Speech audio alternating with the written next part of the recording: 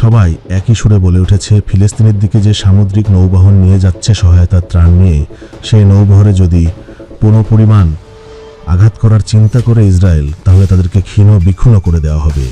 সেই সাথে হুঁশিয়ারিতে আরও বলা হয়েছে, এই নৌবহরগুলো ফিলিস্তিনে গাজায় মানবতা নিয়ে যাচ্ছে, সেই সাথে ফিলিস্তিনের মানুষের জন্য নিয়ে যাচ্ছে তারা খাবার, বিশ্ববাসীকে ফিলিস্তিনের দুর্দশা সম্পর্কে সচেতন করছে। তাই তাদের এই নৌবহরের কোনো বাধা প্রদান করা যাবে না।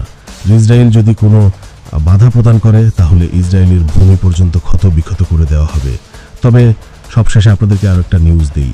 ইসরায়েলের প্রধানমন্ত্রী যে রাম ছাগলটা আছে, সে চীনকে হুঁশিয়ারি দিয়েছে, কাতারের পর এবার চীনে নাকি সে হামলা করবে।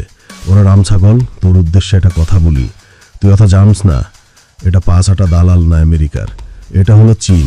তোর মতো এরকম ইসরায়েল 40টার গিলা খাওয়ার ক্ষমতা আছে চীনের। খালি একবার হামলা করে দেখ, সাবদা দাদার 14 গোষ্ঠীর নাম বলে দিব। নাটকের পোলা, উস্তাস না অতি বারবার বাত্তাস। আর একটা কথা মনে রাখিস, ইসরায়েলের প্রধানমন্ত্রী শুধু তুই রাম ছাগল না, তোর বাপ আমেরিকারও সাহস নাই চীনের উপর অ্যাটাক করব। পাল্লা হেরাম থাকলে একবার কইরা দেখা।